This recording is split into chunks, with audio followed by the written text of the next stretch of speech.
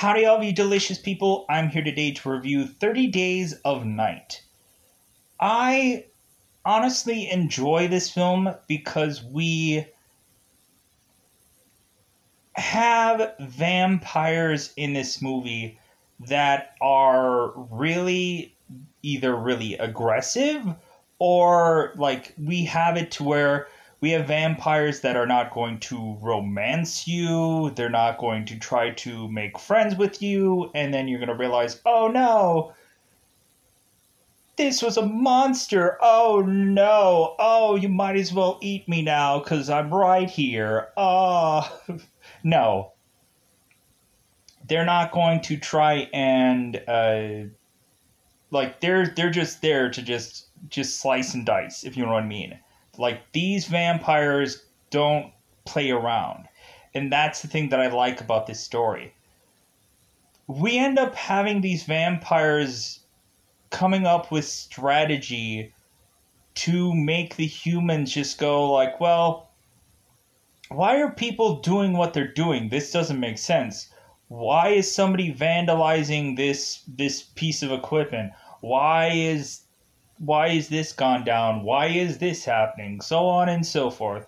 Confusing the heck out of people and so on and so forth. So going into this film, I enjoy it because it reminds me of old-fashioned horror movies. Like, I know this movie was done in 2007, but it doesn't feel like a movie that was done in 2007. It feels like a 90s or an 80s film just because how, like, simple it is. It's a really simple film.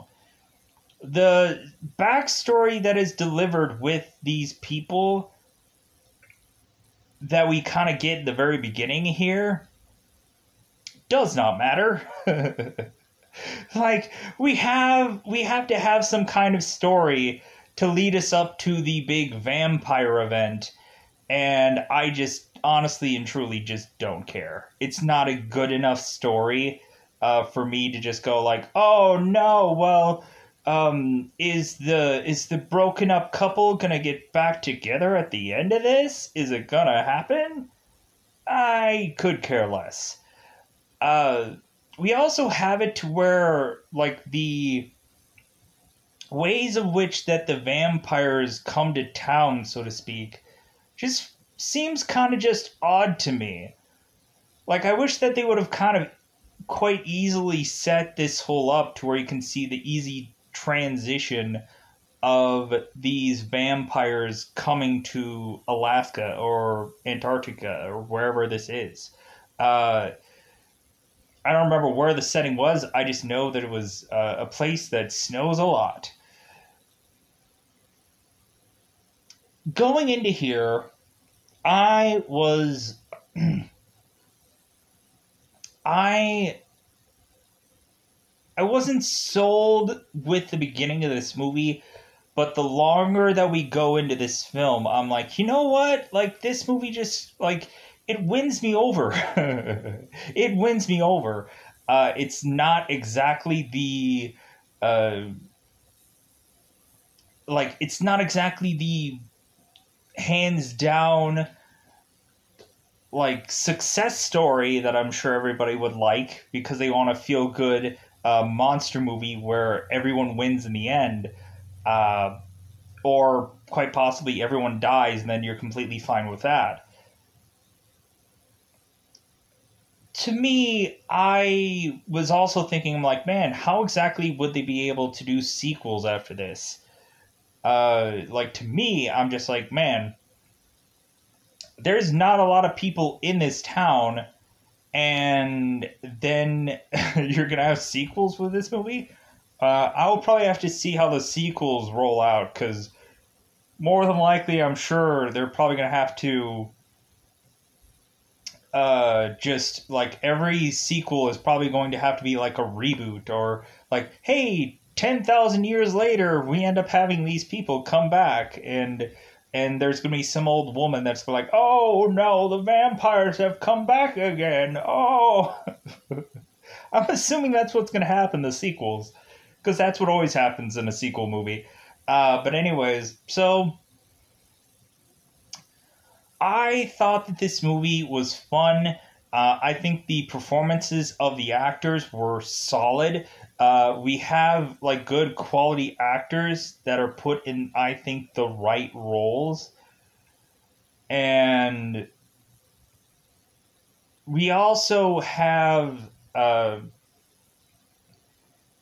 we also have very intimidating vampires. We have it to where I think uh, everyone who was picked as a vampire, it's like, wow, they look really, they actually look scary. Like, it doesn't look like they just, like, hey, let's just cast a good looking person and slap some blood on them and they'll be fine. Like, no. They actually took people that would actually look scary just with an on-screen presence, and then you're like, wow, I could actually buy this person as something that I should be frightened to go against and whatever. So if I was in this town forcibly. So I think with that, that's all that I wanted to say within the cryptic-like sense of this review, and then we'll get into spoilers of this movie. So overall, I would say that it's a movie that wins you over, but if you're looking for a horror movie with story, this completely just avoids that. Like, it's basically like the equivalent of a recent movie that I saw called Universal Soldier: The Return. Like, we have it to where in Universal Soldier: The Return, that movie tries to just, how many action-packed scenes can we have in here, and it doesn't care about anything else. Where in 30 Days of Night, it wants to compact how many cool things could they do with vampires in this kind of environment, and how can they try to also, like, try to reinvent the wheel a little bit. They try to do different things that I've seen in other vampire movies in here, like using you're using certain like traps and stuff that eventually the humans kind of come up with, which I thought was I was like, man, this is actually really smart. If you can't figure out how to shoot them with a gun, and evidently they still couldn't figure out to buy a sword or take a sword, steal a sword, or an axe or whatever. Because I guess this town doesn't have that kind of stuff. Yeah, so that's all that I wanted to say. Let's get into that double five time territory. I liked this movie because it was dark and gritty. You had it to where there's plenty of times where people's throats were torn out, and that should be a way of how you do a vampire film. To where it's gruesome, it's gory, it's whatever it needs to be. To be like, yeah, like badass, and all kinds of things. So let's get into spoiler time. Spoiler time, it's about that time I'm going to spoil this movie. So we have it to where there is a guy called the Stranger who is actually Ben Foster, which I've seen him in a ton of movies. Punisher, all kinds of things. And so we end up having the Stranger looking off onto a big, gigantic boat that is far from shore. And so we have this stranger who had to have swam his way to. Because what else would make sense? I don't know. Did he have a smaller boat that you didn't see? I don't get it. So we have the stranger who is to walk to town. And so we are to assume that this is a vampire that is to be the scout that is going to see about this town, see who's ever there, and then eventually call upon the other vampires to just say, well, like, hey, they got plenty of people here. And yeah, that whole 30 Days of Night thing, you know? So bizarrely, we end up finding out that basically everything like shuts down, I guess, in this like around this town for this 30-month thing. We end up having Stella, who is Evan's girlfriend, desperately trying to get a plane out of here so she could leave Evan. Evan? Evan is Josh Hartnett's character. And she ends up missing her flight, which means she is to be stuck here for 30 days. I'm like, so wait a minute. So, like, everything shuts down during this month. Doesn't make sense, but it is what it is. So, while we are to have Eben, it sounds such a weird name. I think I'm just gonna call him Josh Hartnett this entire time because I don't like the name Eben. Or Eben, Eben, Eben sounds awful. It sounds like they like. I don't think they really cared like who the names of any of these characters were. I think they're just like, man, just what sounds like a name that like hasn't been in a movie for a while. Stella? Okay, sure. Like, I think that's what they were trying to do in this movie, because a lot of these names who are actually in here, for the most point, are just like very uncommon names. Like we have Beau, Beau.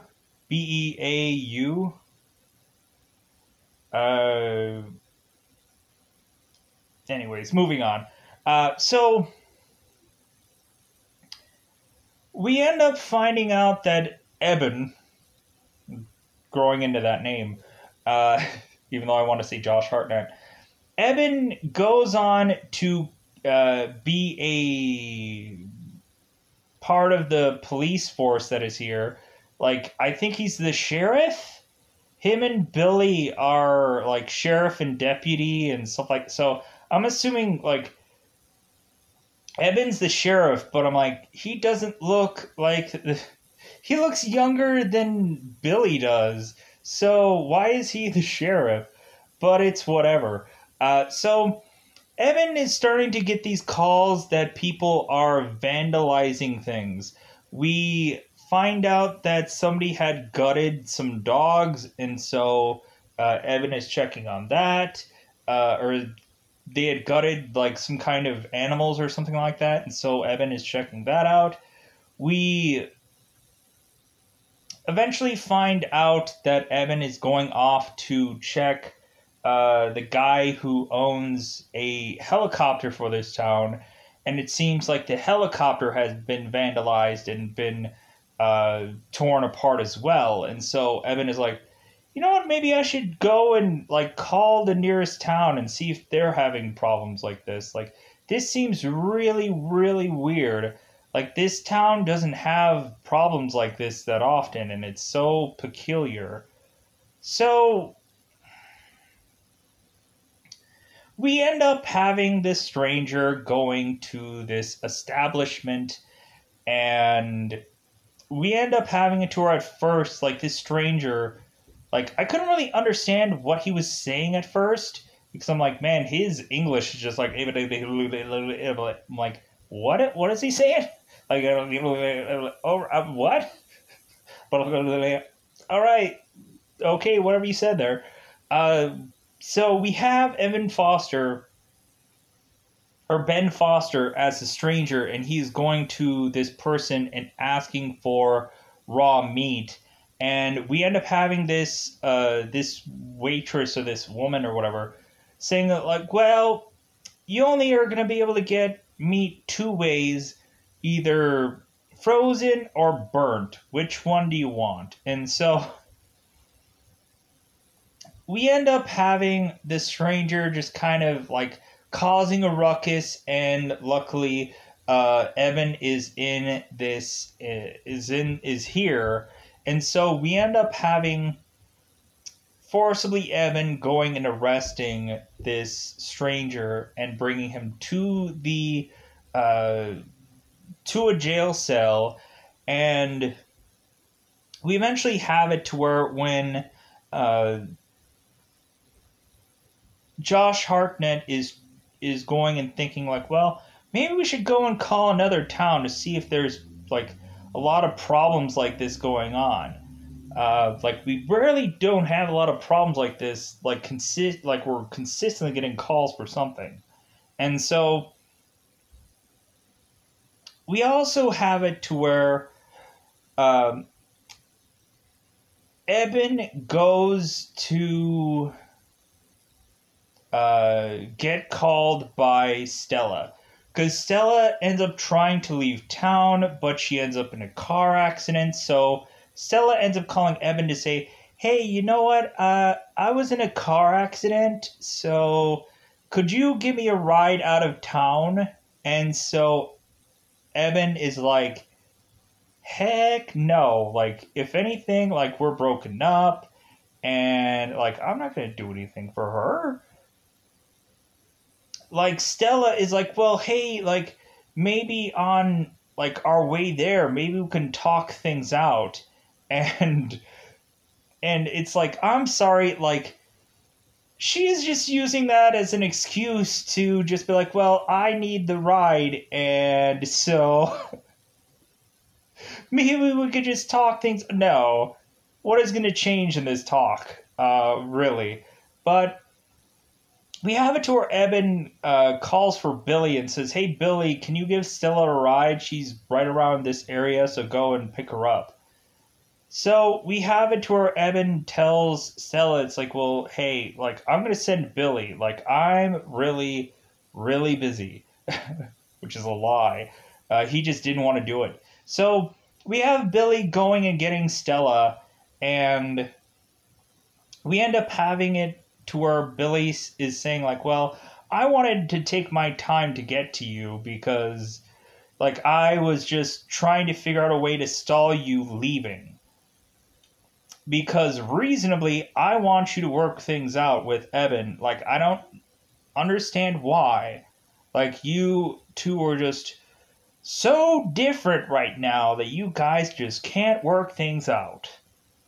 It's like we have it to where Billy is asking Stella, it's like, what is the thing that is like driving a wedge between the two of you?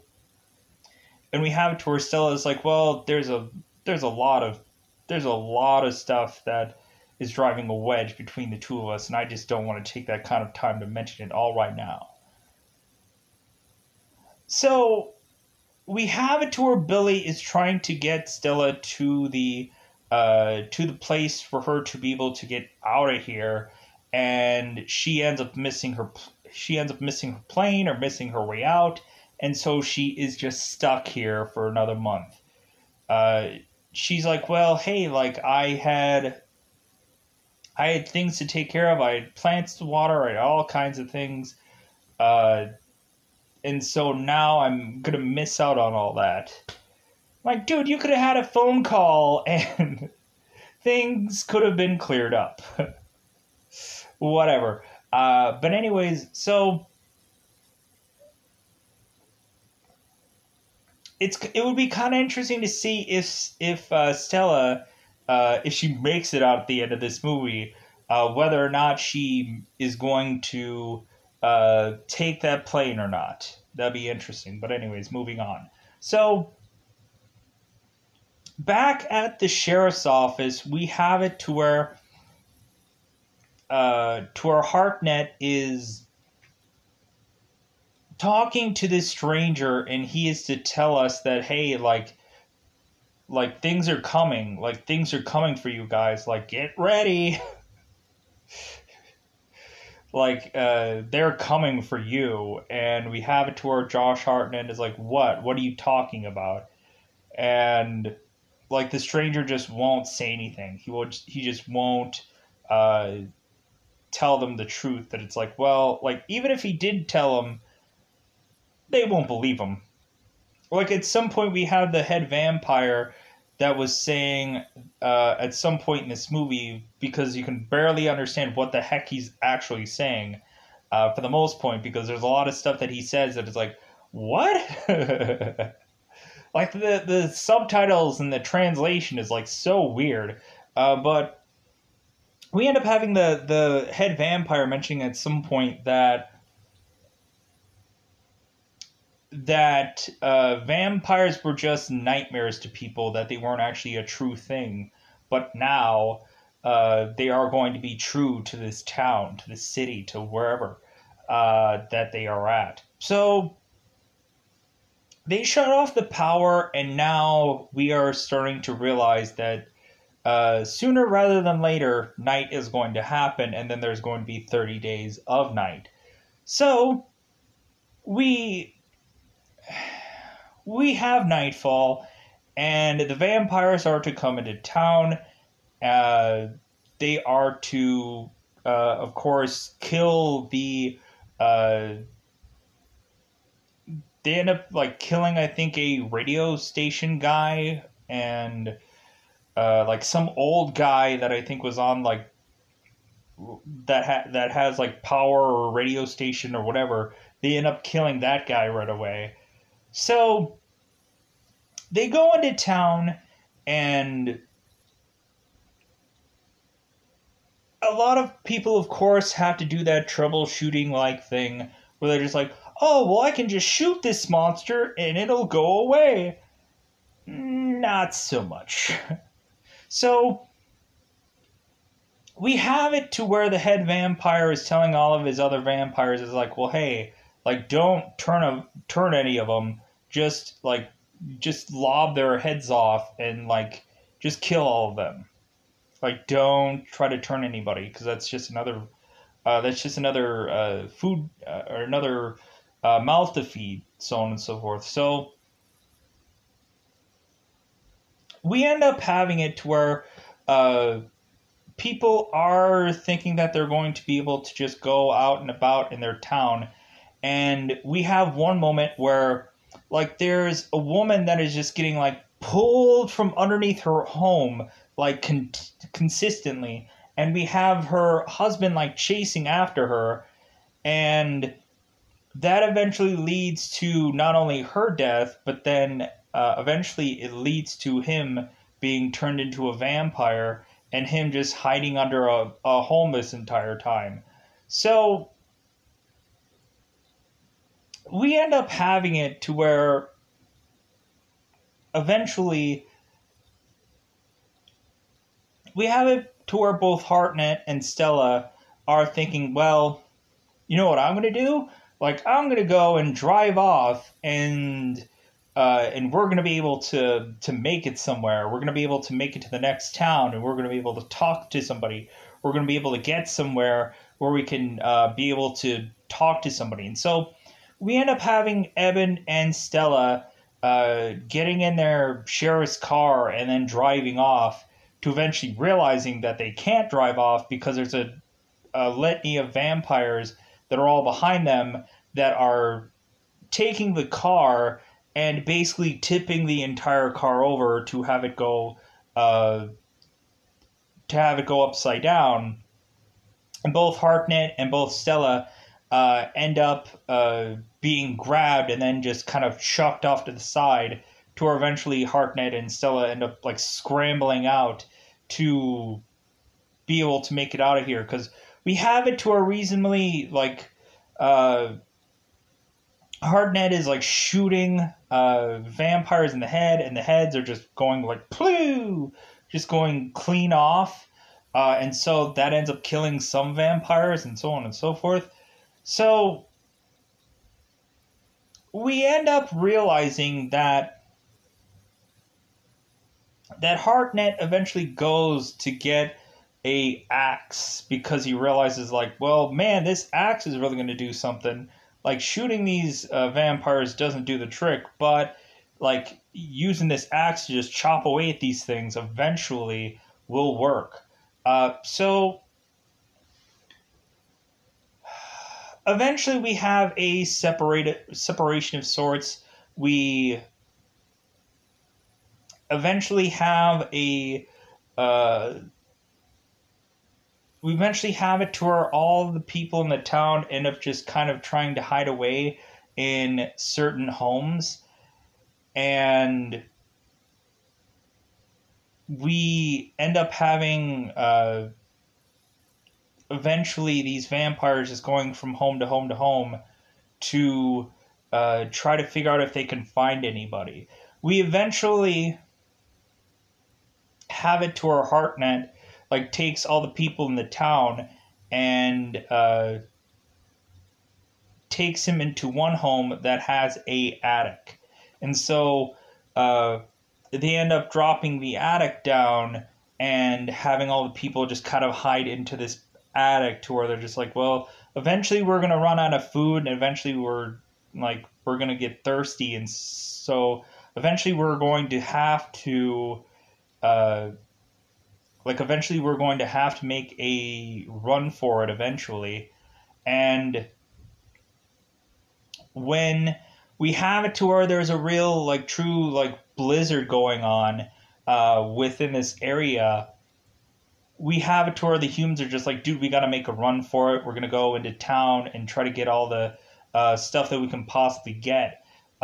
We eventually have it to where Hartnett eventually is to when he ends up running off on his own to make his way back with Stella and everybody.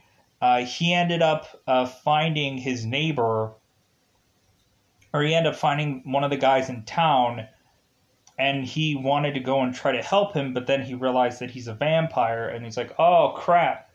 And so we end up having Hartnett like uh, trapping this guy in some swing set, and so we end up having Hartnett just like hacking him with a axe that he found, and so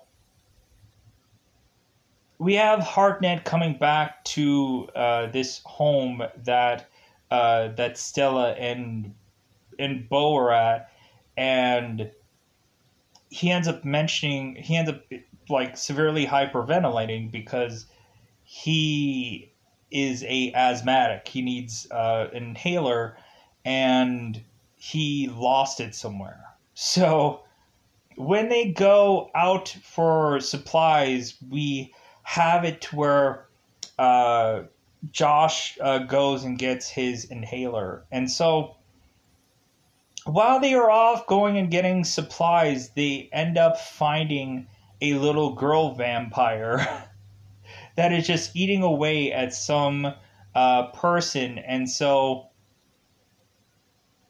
we end up having the people just going, oh crap. And so they end up trying to grab this girl and like putting her against this wall to eventually have it to where forcibly one of the people have to go and just kind of hack away at this girl and kill her off. And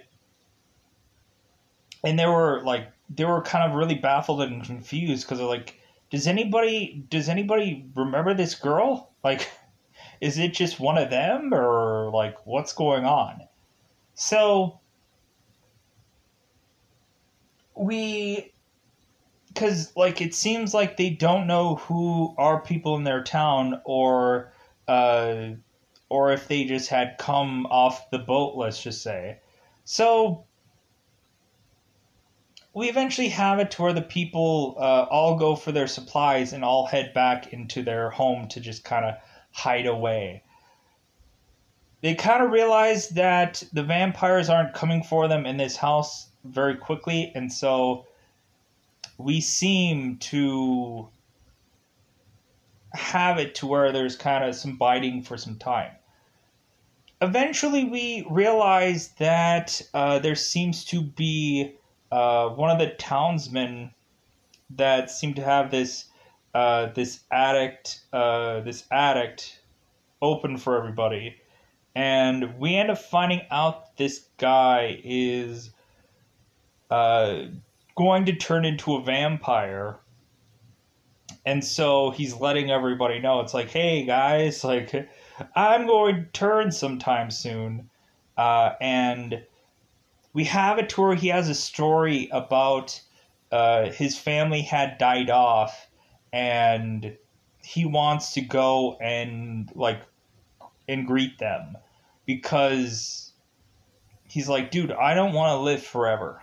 So, like, somebody has to do me in. And so eventually we get it to where they go and they kill this guy because, like, he's getting to have the thirst. Like, he wants to control himself, but he's having a difficult time. So, pushing on. So, we eventually get it to where there are some people that are hiding out in this home that are getting restless, because we have an old man that seems to have Alzheimer's or some kind of mental problem of sorts, and so he's kind of being very difficult. So he otherwise decides, like, dude, I think it's time to leave. Like, I'm going to leave with my son and my wife that is dead. So I'm going to leave. And so we end up having this old man trying to leave this home. And we end up having Stella and this old man's son trying to stop him from leaving. And so he ends up deciding, like, well, maybe you guys are right. Maybe I shouldn't leave. Well, I'm going to go and use the bathroom. Is it okay if I can use the bathroom? And they say, yeah, sure. And so we end up having it to where this old man tries to leave by opening up this window and skedaddling. So we have it to where the son goes off to try and find the old man. And so that opens it up for the vampires to kind of hear that there seems to be a lot of noise going on in this home. And so we have one vampire that goes into this home to where they don't see anybody. And so we have it to where the vampire hears the screaming of the boy that is shouting out for his old man. And so the vampire ends up going and chasing after that guy. We are to assume or to assess that pretty much all of those guys end up just getting killed because they're stupid. And, like, I get it that it's like a son going after his father, but still, like, hey, the guy is gonna die. So it's like, I guess just like, it's stupid that going and screaming for this father, knowing full well you're not supposed to, and knowing full well you're going to die. I guess it is what it is. So, pushing on. So,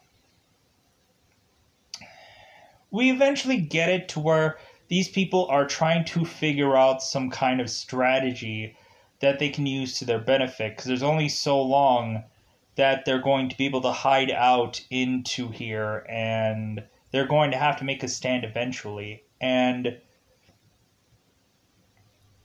we end up having it to where, like, at some point when Josh and Stella go and think that they're just gonna, like, put a bunch of bear traps and stuff, they're gonna just chuck that all in their truck, and then they're gonna go and defeat these vampires. It doesn't quite work that way. We end up having it to where like, some people are trying to make their stand, and so we end up having Hartnett eventually rushing off to go and to try and figure out a way that can take down these vampires. And we end up having an idea of UV light, which I'm like, oh my god, like, how rare is it? Do we have a UV light thing that is used as an attack for vampires? Very rarely. We had it to where, like, in Blade 2, they had, like, a light bomb and stuff like that. But very rarely do we use, like, a lighting source to try and kill vampires. Because I think a lot of the times it doesn't actually quite work out. Or recently, I think you just have to like trap the vampires a lot of the times because they'll just run off and just be scared or whatever. But like, I would actually like if we would end up having this kind of like outsmarting thing going on where we eventually have uh, like UV light used as an attack scheme for vampires. That'd be a pretty great idea. And like we had it like a little bit used here. So we have it to where Hartnett goes to uh, use this UV light to where we have to where the rest of the group is to go off and find a better hiding spot. Because uh, we end up having Hartnett finding Billy. Billy does a little flashlight outside of his window, and then Hartnett does the same flashlight thing. And so we have we have Hartnett who goes to find Billy to find out that Billy had lost his entire family, that his entire family had been eaten by vampires, and so Billy was to go and just off himself, but sadly enough, the gun jammed, and so he couldn't. So we have it to where Hartnett and Scylla just kind of drag Billy uh, back to back with the group, and we eventually have Billy and the group going off to find a uh, like establishment that feels safe. We end up having that establishment that that helicopter guy had in the very beginning of the film, where we had that mulcher thing that was to basically just destroy everything. Uh, they had everybody go back to there because that seems to be the most like sturdiest building, and so we had them hide out there. And so while Hartnett is now kind of trapped where he is at, we end up having Hartnett using one shot of the UV light, and it ends up taking down one of the vampires. But none of the other vampires try to go in there, and so we have it to where we're just like, well, Hartnett is in this building, but what good does it do?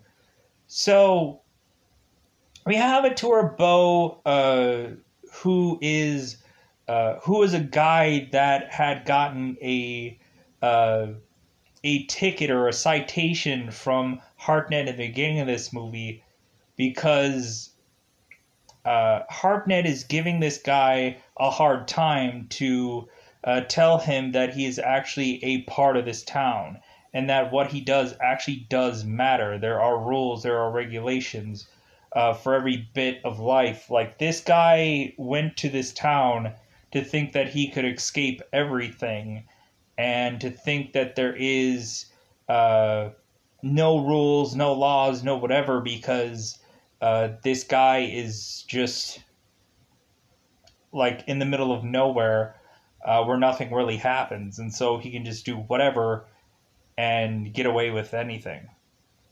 But so we eventually have Bo who decides to go like, well, I want to give Hartnett a chance to be able to get back with the group. So you know what I'm going to do? I'm going to go and get this like modified bulldozer-ish like thing. Because we end up having it to where early Bo ends up going and taking the snowplow and just running through all these vampires. And I thought it was really awesome. To where eventually Bo gets Stella and Hartnett to safety when eventually they are to get out of their vehicle, or I think just Stella. So Bo ends up grabbing Stella so that way they can get the heck out of there. To where eventually Hartnett goes off to eventually make his own way to make his way back to the group, so on and so forth. So I have to pause here for a second. All right. So we have it to where Bo is just bulldozing his way through these vampires, just running them over, chopping them in half with his little like giant chainsaw construction piece that is just kind of like chopping vampires in half and all kinds of craziness. And we end up having Bo just ramming his way through this building to where the vampires are making their way to said building that this guy is in. And so he's like, well, you guys aren't going to kill me. You guys aren't going to take me alive. And so we have it to where there's a box full of flares, and Bo ends up going and taking one of the flares and then dropping it into the box, which creates a giant explosion to where Bo ends up getting to the point where he just flies out of the building and is now outside of said building, and to where whichever vampires are left are kind of circling around him, to where Bo is to try to make his like last stand. He's just like, yeah, I guess I'm gonna try to get out of here, but no, this guy is gonna just be there to die. So Hartnett makes his way back to the group, and he is to rationalize or to realize that not everyone has made it back with the group, and Stella is underneath a truck with some girl, and we have it to where Josh has to go back for her. And so he's like, you know what? Like, I need to become like a vampire. Like, I need to have the strength that they have to be able to at least like take as many down as I can. And plus, like, he had said that there have been certain people that had turned into vampires that had kind of like control of themselves up until a certain point. And so we have it to where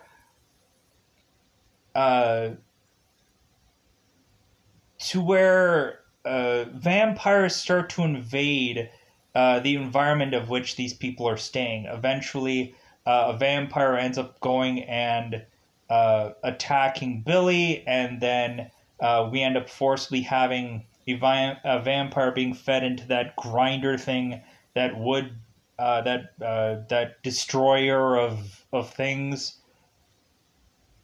that mulcher thing or whatever it's called. That's just a cool looking destroyer of items. And so vampire ends up getting squeezed into this thing and killed off. And so we end up finding out that Billy is bleeding out quickly, and eventually he's also was bitten in the neck, so he's going to become a vampire soon. And we end up having Hartnett ended up chopping like Billy's head off. Like, he didn't get the full swing of it all, and so like Billy's head is just kind of like lobbed off to the side, and eventually like Hartnett like takes and chops off Billy's like head, and it's just the saddest freaking moment. So now we have it to where Hartnett has to save Stella, and they are so close to daylight. So this is like day like 30, and so they're just like, dude, we are so close. Like, we can make it. Like, it's like we're just like, and I'm like, it feels like this has been happening for an entire day. Like, this does not feel like it's been going on for 30 days. Like, this doesn't quite feel like a month of stuff going on within this movie. It feels like an entire day worth of fight out and so on and so forth. Like, it doesn't really make sense for this being a span of a month, it, logically. Anyways, so, like, it doesn't feel like there's any kind of way to, like, assess that, like, hey, time has passed. But anyways, so we go on and have Hartnett going and injecting himself, and he goes off to fight the vampires. To where Stella is like, "Dude, just make your way back to the people." And so we have Hartnett meeting with the vampires to make his defense, and so we have Head Vampire against Hartnett, and Hartnett ends up going and like basically punching through this guy's head to kill this guy off. So, seemingly having this head vampire getting killed off, as well as the head vampire also going after the stranger and killing him. There was also one intriguing thing that they tried to do by having a young girl running throughout the town to say like, "Oh, help me, help me, help me, please." And so the humans realized that that was actually a trap set up by the vampires, and then eventually the girl goes back to the vampires and mention it's like, well, hey, nobody's gonna come after me. Like, they probably realize it's a trap. And so that's eventually when the vampires just circle around this girl and just claw her up consistently, just kind of play with her food and then eventually kill her, and so on and so forth. Uh, like, that whole, like, there was a lot of smart, intelligent things going on in this movie. But the only problem is there wasn't a smart story into this movie, though. So it's like, hey, yeah, like, there's a lot of creative things going on uh, to have anything to do with, like, the action moments or the vampire moments, but they didn't care about anything that happened to start this movie off, which I was kind of annoyed with. I was like, dude, you spent so much creative time, like, with all this, like, vampire, like, this vampire event was a huge thing. But anything before that, I thought it was awful. But anyways, so we have it to where Hartnett kills Head Vampire off, and all the rest of the vampires are like, oh no, like, I don't think we should be even able to do anything now that we don't have our head vampire. I think we should leave. And so we have it to where the vampires run off, plus also the sunlight is going to happen soon, and so they are running off to protect themselves. And we have it to our at Hartnett, we have it to our Hartnett mentions, like, well, hey, like, if anything, like, they already set up for a sequel within this movie because we had it to our Hartnett mentions, yeah, man, like, if anything, the next time we have these, like, we have this, like, month of night, we're going to be prepared for these vampires next time. Because this first time around, like, we were just guessing, but now we're going to be prepared. Like, shouldn't you have realized, like, how exactly to kill a vampire during this event? Like, there's only so many ways a vampire could go. Like, if you obviously can't shoot them, they just kept on shooting them more. Like, you would have thought it's like, oh, well, obviously you can't shoot the vampires, so hey, how about you just like take the powder from the bullets and just make explosives or something along those lines, like they almost did towards the tail end of this movie. So we have it to where huzzah, Hartnett had succeeded and the vampires had run off, and so we now have it to where Hartnett is now a vampire, and Stella is like, well, Like, I think it's time for you to see some sun. You've been waiting for it for 30 days, and so now it's time to see some sun, Hartnett, because you're going to have to die. So, we have it to where Hartnett and Stella are hugging one another, and we have it to where Hartnett eventually goes into ash and then eventually dies, sadly enough, because the lovers do not. Well, I guess they technically get together at the end, but uh, Josh's character sadly dies. So yeah, that's the way that the movie ends. Uh, really, it could have it could have mentioned that, like, they could have set up for a sequel. They could have, like, the stranger guy could have gotten loose, and then maybe the stranger guy could have said, like, well, hey, we're coming back. Kind of, they could have done a whole kind of lead up to a sequel movie, but I guess they were just thinking, like, well, I don't think that this movie's gonna do good enough, so we'll make it seem like there might be a sequel, but we're not really gonna, we're probably not really gonna do another one. Uh, there's a line to set up for a sequel, but that's about it. But with that said, I am going to get out of here. So goodbye, everybody. Goodbye, everybody.